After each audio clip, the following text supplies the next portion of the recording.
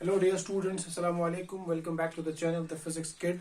मैं हूं आपका दोस्त फिजिक्स ट्यूटर मुदस्सिर भट्ट और आज है क्लास 10th चैप्टर लाइट का लेक्चर नंबर 3। तो अगर आप लोग चैनल पे नए हैं तो please do subscribe the channel and share with your friends. तो करते हैं आज की क्लास शुरू। इससे पहले वाली क्लास में हमने बात की थी about reflection, laws of reflection, image, object, और हमने जो है रिफ्लेक्शन के टाइप्स के बारे में भी बात की थी। तो आज की वाली क्लास में हम लोग बात करेंगे about plane mirror and image formed by a plane mirror. Plane mirror,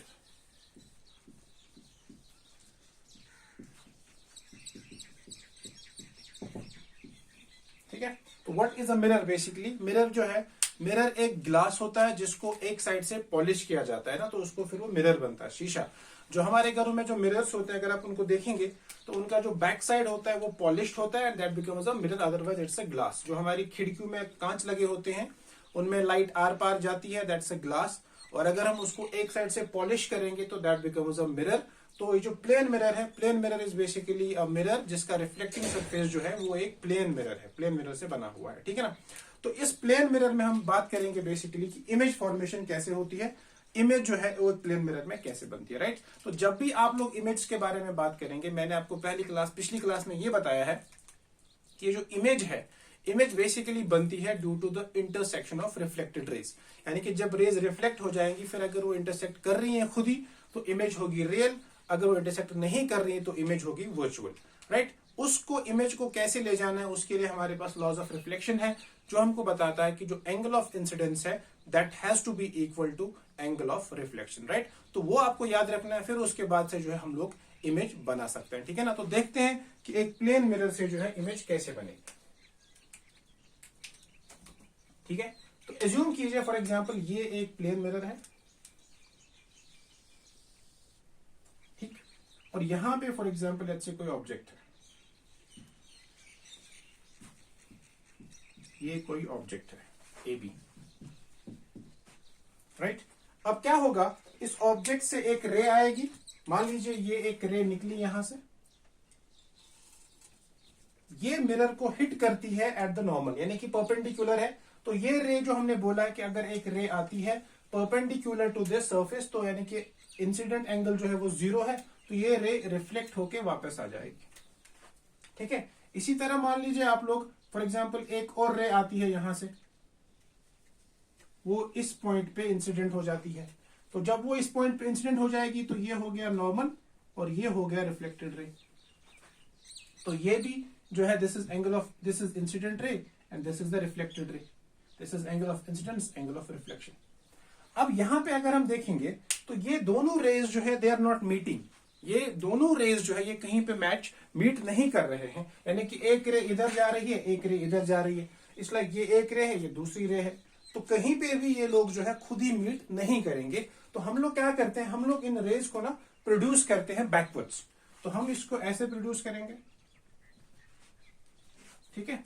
और ये वाली जो रे है इसको भी हम बैकवर्ड ही प्रोड्यूस करेंगे।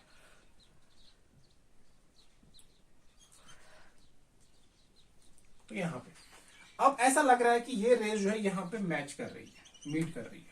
तो ये इमेज जो है, यानी कि यहां पे इनका इंटरसेक्शन हो नहीं रहा है बट हम लोग करवा रहे हैं जबरदस्ती। तो इस जबरदस्ती वाले इंटरसेक्शन को बोलते हैं virtual image. This is known as a virtual image, क्योंकि इमेज जो है वो खुद से नहीं बनती है, there is no actual intersection. तो इसका मतलब ये हुआ कि यहां पे इमेज बनेगी वर्चुअल। तो पहला पॉइंट होगा image formation due to plane mirror. जो इमेज होगी, image is virtual.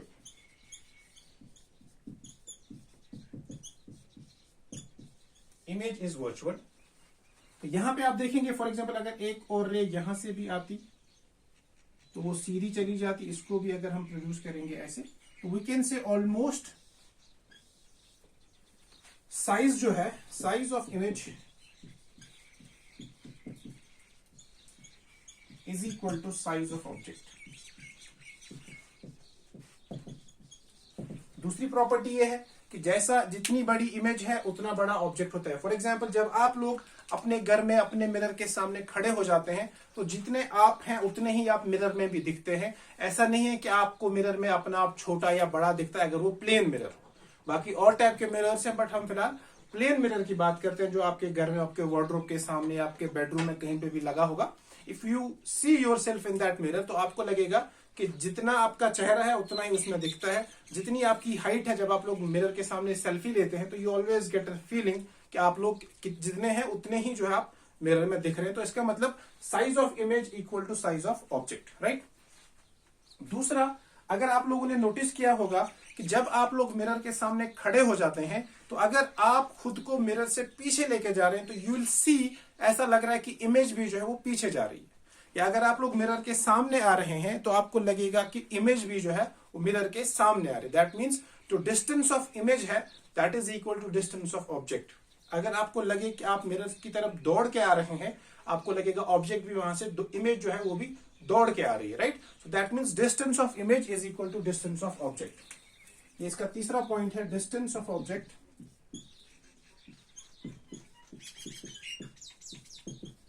Equals distance of image.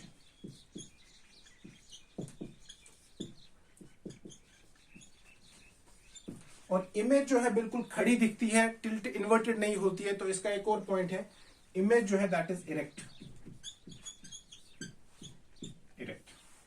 अब एक और इंपॉर्टेंट पॉइंट, फिफ्थ पॉइंट, अगर आप लोगों में से किसी ने नोटिस किया होगा, वैसे सबू ने ऑलमोस्ट ये नोटिस किया होगा कि जब आप लोग मिरर के सामने खड़े हो जाते हैं तो आपको अपना लेफ्ट हैंड जो है वो राइट हैंड दिखता है और राइट हैंड आपका लेफ्ट हैंड दिखता है।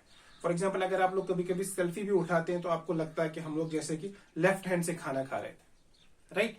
यानी कि राइट आपका लेफ्ट दिख रहा है, लेफ्ट आपका राइट दिख रहा है। इसको बोलते हैं लेटरल इन्वर्शन। तो दैट मीन्स जो इमेज बनती है plane mirror that is laterally inverted,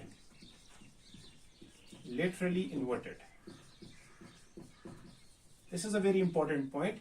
lateral inversion क्या होता है? ये एक फिनोमेना है, जब आप एक प्लेन मिरर के थ्रू देखते हैं तो आपको ऑब्जेक्ट का लेफ्ट साइड इमेज में राइट साइड दिखता है और ऑब्जेक्ट का राइट साइड इमेज में लेफ्ट साइड दिखता है। तो उसको बोलते हैं लेटरली इन्वर्टेड। यही रीजन है, आप लोगों ने अगर नोटिस किया होगा, एम्बुलेंस में जो एम्बुलेंस लिखा होता है वो उल्टा लिखा होता है। That's written like this, AMBULANCE,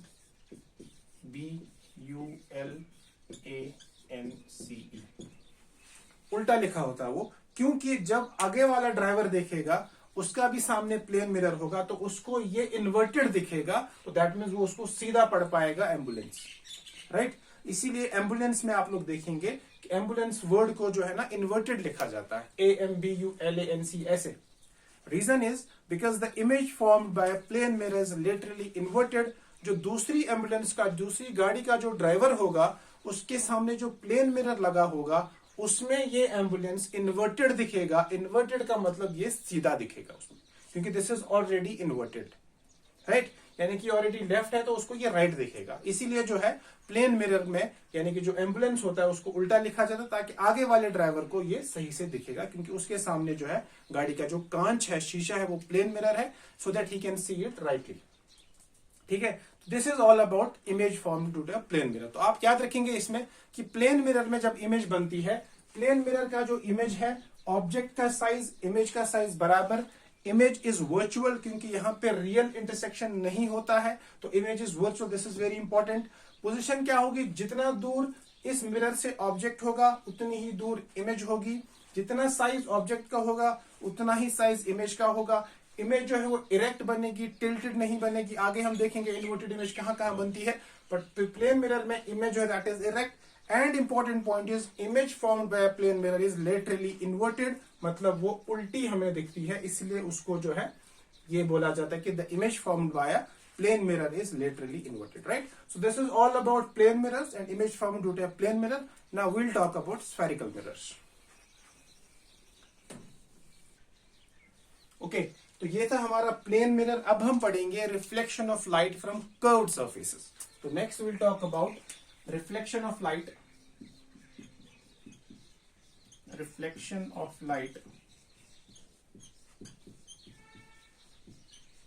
from curved surfaces.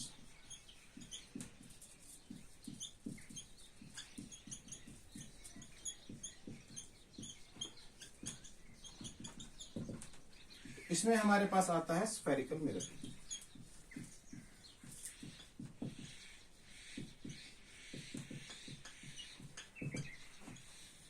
Okay, तो अभी तक हमने देखा अगर हमारे पास एक प्लेन मिरर है उसमें रिफ्लेक्शन कैसे होता है, इमेज कैसे बनती है, वो हमने देखा। Now in this topic will talk about reflection from a curved surface, यानी कि अगर हमारे पास अब सरफेस जो है प्लेन के बजाय कर्व्ड है, उसमें बेंड है, तो उस वाले केस में रिफ्लेक्शन कैसे होगा। तो इसमें हम लोगों को पढ़ना होता है रिफ्लेक्शन थ्रू अ स्फेरिकल मिरर, राइट। तो सबसे पहले हमको ये देखना कि what is a spherical mirror actually. तो स्फेरिकल मिरर जो है basically, spherical mirror is a part of a sphere, या एक हॉलो स्फीयर होता है हमारे पास, एक ग्लास होता है ऐसे, ये मान लीजिए एक हॉलो ग्लास हमारे पास है। तो इस ग्लास को अगर हम दो हिस्सों में डिवाइड करेंगे ऐसे, तो एक ऐसा बनेगा और एक ऐसा बनेगा, राइट। तो अभी तक ये ग्लास है, अभी तक ये मिरर नहीं, क्योंकि हमने इसको पॉलिश नहीं किया है, राइट। हमारे पास एक हॉलो ग्लास है, इस ग्लास को हमने दो हिस्से किए हैं, तो ये ऐसे बना, एक ऐसे कर्व्ड है, एक ऐसे कर्व्ड है। तो अभी तक ये गिलास ही है, क्योंकि अभी तक हमने इसको पॉलिश नहीं किया। अब जब हम इसको पॉलिश करेंगे तो ये कुछ अलग प्रॉपर्टीज दिखाएगा, राइट। मान लीजिए हम लोग इस वाली सरफेस को बाहर से पॉलिश करते हैं एक केस में, और दूसरे वाले केस में हम अंदर से पॉलिश करेंगे, ठीक है। तो ये दोनों जो है अलग अलग बने। अब यहां पे अगर आप देखेंगे तो ये हमको एक केव जैसा दिख रहा है, ऐसा केव, राइट। तो इसको बोलते हैं कॉनकेव। अभी मैं इसको लिखाऊंगा आपको, एंड इसको बोलते हैं कॉन्वेक्स, ठीक है। तो spherical mirror is basically a part of A hollow sphere, ठीक है, हॉलो ग्लास स्फीयर, या जिसका जो रिफ्लेक्टिंग सरफेस है it is a part of A hollow glass sphere, hollow glass. और ये हो गया एक। अब जब हम इसको काटेंगे तो इसको दो हिस्से बनते हैं। वो स्फेरिकल मिरर जो बाहर से पॉलिश्ड है, जिसका बल्ज्ड आउट पार्ट जो है वो पॉलिश्ड है और रिफ्लेक्शन अंदर से हो रही है, उसको बोला जाता है कॉनकेव। और वो स्फेरिकल मिरर जिसका जो पॉलिश्ड पार्ट है वो अंदर से है, बल्ज्ड इन है, और जो रिफ्लेक्शन होते हैं that is from bulged out part, उसको बोला जाता है कॉन्वेक्स मिरर। समझ में आया? फिर से आई विल रिपीट। पहले हम देखेंगे स्फेरिकल मिरर क्या होता है। A spherical mirror is a part of a hollow spherical glass, right? या whose reflecting surface is a part of a hollow glass, right? उसके बाद इस जब को हम जब दो हिस्से करेंगे तो इसमें दो हिस्से ऐसे बनेंगे। तो एक को हम लोग बाहर से पॉलिश करेंगे, एक को अंदर से पॉलिश करेंगे। जिस मिरर को हम लोग बाहर से पॉलिश करेंगे, जिसकी बल्ज्ड आउट सरफेस को, मान लीजिए ये मेरा हाथ है, यहां पे हम लोग पॉलिश करेंगे, तो ये जो अंदर वाला गुफा वाला जो हिस्सा है, यहां से रिफ्लेक्शन होगा। केव मतलब गुफा, तो we can call it concave. और दूसरे वाले को हम लोग बोलेंगे कॉन्वेक्स, ठीक है। तो concave mirror is a spherical mirror whose outer surface is polished and reflection takes from inside, whereas a convex mirror is a spherical mirror whose inner surface is polished and the reflection takes place from the bulged out surface, right? तो इसको लिखते हैं थोड़ा सा।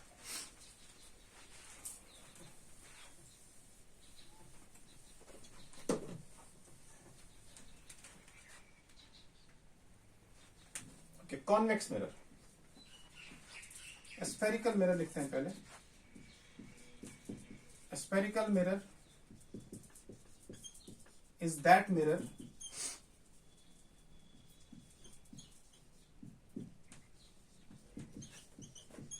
whose reflecting surface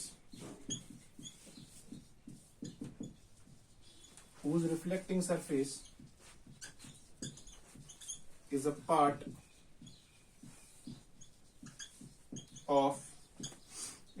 of a hollow sphere of glass, is a part of a hollow sphere of glass। हमारे पास एक hollow sphere of glass है, इसी का जो है ये हिस्सा होता है स्फेरिकल मिरर। उसके बाद होता है कॉनकेव, यहां पे I write concave mirror.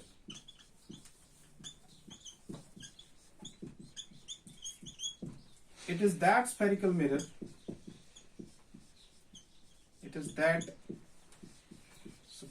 mirror, whose bulged out part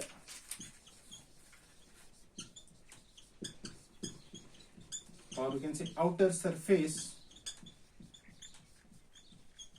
is polished and reflection takes place from inside, and reflection takes place from inside, ठीक है। उसके बाद है कॉन्वेक्स। तो कॉन्वेक्स मिरर जो होता है convex mirror, let it is that spherical mirror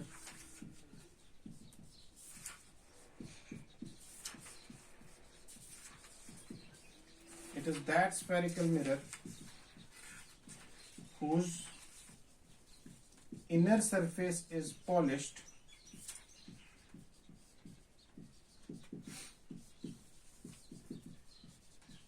and reflection takes place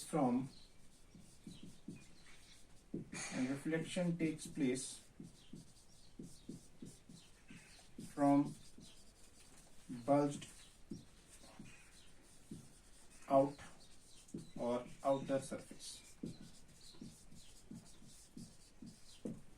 ठीक है, तो ये हो गया हमारे पास what is a spherical mirror, what is a concave mirror and what is a convex mirror, right. तो spherical mirror is that mirror whose reflecting surface is a part of a hollow sphere of glass. उसके बाद इसको जब हम काटेंगे तो दो हिस्सों में डिवाइड होगा. एक साइड को हम लोग बाहर से पॉलिश करेंगे, एक साइड को अंदर से पॉलिश करेंगे. तो जिसको हम बाहर से पॉलिश करते हैं यानी कि रिफ्लेक्शन जो है वो अंदर से होगा, उसको बोलते हैं कॉनकेव.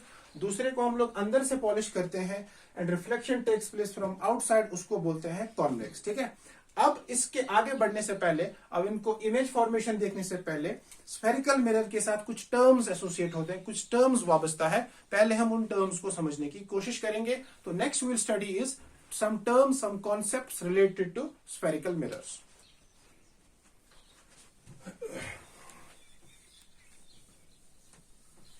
ओके, तो अब हम पढ़ेंगे components of a spherical mirror. Next will talk about components of a spherical mirror. ये बहुत इंपॉर्टेंट है एग्जाम पॉइंट ऑफ व्यू से, बट याद करना इनको बहुत ही आसान है. ठीक है, ये जो स्फेरिकल मिरर होता है इसके कुछ कंपोनेंट्स. तो सबसे पहले हम लोग यहां पे ना एक स्फेरिकल मिरर बना के रख देते हैं. पहले ये सपोज हमारे पास एक कॉनकेव मिरर है. ठीक, तो पहला जो टर्म है, पहला हम टर्म पढ़ेंगे, उसको हम बोलते हैं centre of curvature. Centre of curvature, C से डिनोट करते हैं इसको. तो सबसे पहले हम बात करेंगे what is a centre of curvature, right. तो चूंकि ये जो स्फेरिकल मिरर है, spherical mirror is basically a part of a hollow sphere of glass, right. तो इसका मतलब ये जो फॉर एग्जाम्पल ये कॉनकेव मिरर यहां पे मैंने बनाया है, ये जो कॉनकेव मिरर है ये बेसिकली बना है एक स्फीयर को काट के, राइट. तो एक्चुअल में हमारे पास एक स्फीयर था, हॉलो स्फीयर ऑफ ग्लास था, उसी को हमने काटा and we got the concave mirror. जैसे हमारे पास अभी मैंने आपको थोड़ी देर पहले बोला था कि सपोज अगर हमारे पास कोई स्फीयर है ऐसा, ठीक है, तो इसको जब हम ऐसे काटेंगे तो मिरर बनेगा, राइट. अब इस स्फीयर का जो सेंटर होगा, इस स्फीयर का जो सेंटर होगा, उसी सेंटर को बोलते हैं centre of curvature of a spherical mirror, right. तो हम ये बोल सकते हैं कि centre of curvature of a spherical mirror is the center of a hollow sphere of glass of which mirror is a part. यानी कि ये मिरर जिस स्फीयर से बना है, उस स्फीयर का जो सेंटर है उसी को बोलेंगे centre of curvature, right. Centre of curvature उस स्फीयर का सेंटर है जिस स्फीयर को काट के एक कॉनकेव या कॉन्वेक्स मिरर बना होगा, राइट. तो we can say that centre of curvature of a spherical mirror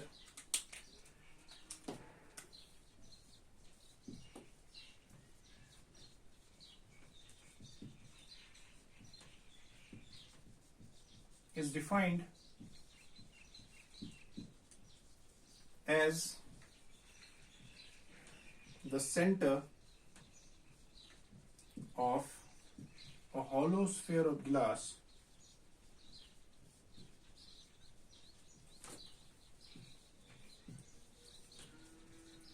of which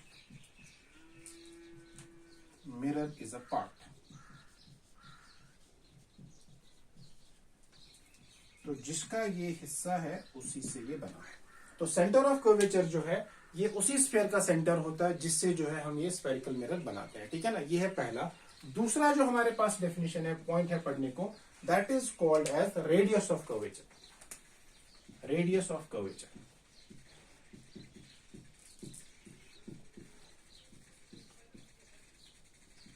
radius of curvature.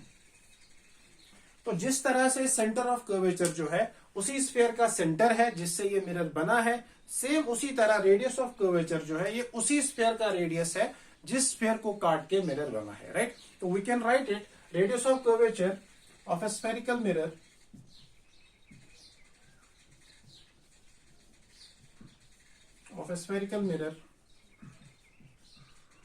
is defined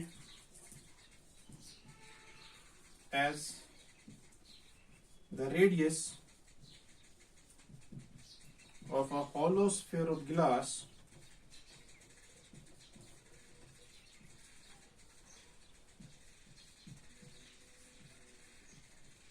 of which mirror is a part.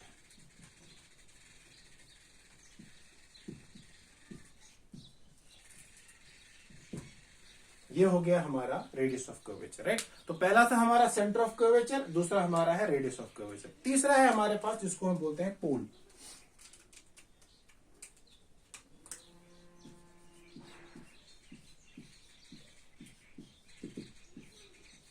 पोल, ये हमारे पास एक रिफ्लेक्टिंग मिरर है, कॉनकेव मिरर है। तो इस रिफ्लेक्टिंग मिरर का जो सेंटर होगा उसी को बोलते हैं पोल। So pole is defined as the center of the reflecting surface of the mirror. So pole is defined as, yeah, we can say that the center of a spherical mirror.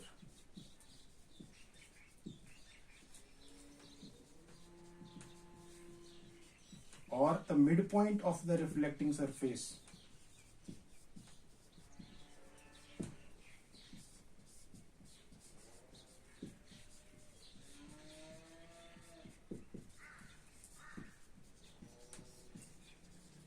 of a mirror. ठीक, तो ये हो गया पोल। तो अभी तक हमने पढ़ा centre of curvature, radius of curvature और pole. Centre of curvature is the centre of the sphere जहां से ये बना है, radius of curvature is the radius of the sphere जहां से ये बना है, and pole is the mid point और the centre of the reflecting surface. ये तीन। फोर्थ जब हम पढ़ेंगे that is the principal axis. Fourth हम पढ़ेंगे प्रिंसिपल एक्सिस। तो प्रिंसिपल एक्सिस वो लाइन होती है, वो एक इमेजिनरी लाइन होती है जो पास होती है through centre of curvature and pole. So principal axis of a spherical mirror is the imaginary line passing through the center of curvature and pole of the mirror.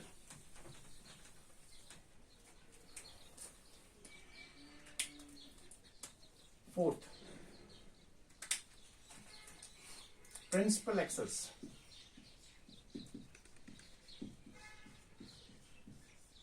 Principal axis. तो अगर ये हमारे पास एक कॉनकेव मिरर है, spherical mirror है, ये उसका जो है सेंटर हो गया, तो एक लाइन जो पास होती है through centre of curvature and the pole, इसी को बोला जाता है प्रिंसिपल एक्सिस। तो principal axis is defined as the imaginary line is defined as an imaginary line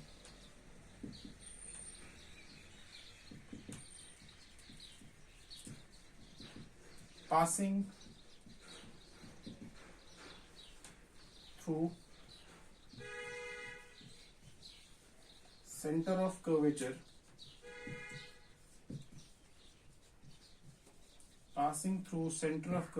and pole of the spherical mirror. तो एक स्फेरिकल मिरर के पोल और सेंटर ऑफ कर्वेचर के थ्रू जो लाइन पास होती है उसको बोला जाता है प्रिंसिपल एक्सिस, राइट। नेक्स्ट जो हम पढ़ेंगे पांचवा, उसको हम बोलते हैं अपर्चर।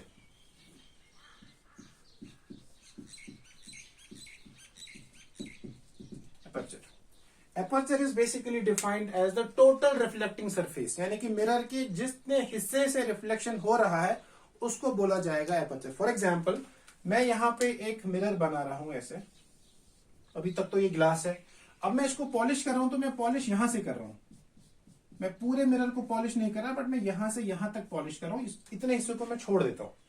तो जो रिफ्लेक्शन होगा, जो रिफ्लेक्टिंग सरफेस होगा टोटल, ये वाली, इसको हम बोलेंगे अपर्चर, यहां से यहां तक, ठीक है। तो उतना एरिया जहां से जो है रिफ्लेक्शन हो रहा है उसको बोला जाता है aperture, right. The area through through which the reflection takes place.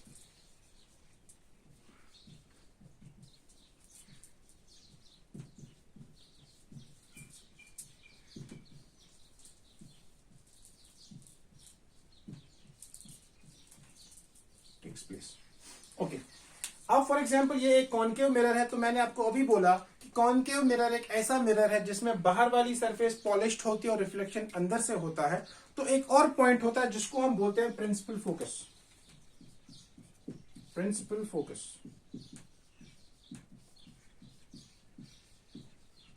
इसको यहीं पे हम लोग डिस्कस करेंगे। तो प्रिंसिपल फोकस एक ऐसा पॉइंट होता है जो पोल और सेंटर ऑफ कर्वेचर के बीच में होता है। एंड ये एक ऐसा पॉइंट होता है, for example in case of a concave mirror, जब रेज पैरेलल होती है to the principal axis, reflection के बाद they pass through the principal focus. For example ये एक रे है, this is parallel to this, तो रिफ्लेक्ट होने के बाद ये ऐसे आएगी। इस तरह यहां पे एक और रे है, रिफ्लेक्ट होने के बाद ये ऐसे जाएगी, तो इसको बोलते हैं principal focus. So principal focus is a point at which, लिखते हैं इसको, principal focus is a point on principal axis at which the reflected rays meet, at which the parallel, at which the reflected rays meet when incident rays are parallel to principal axis.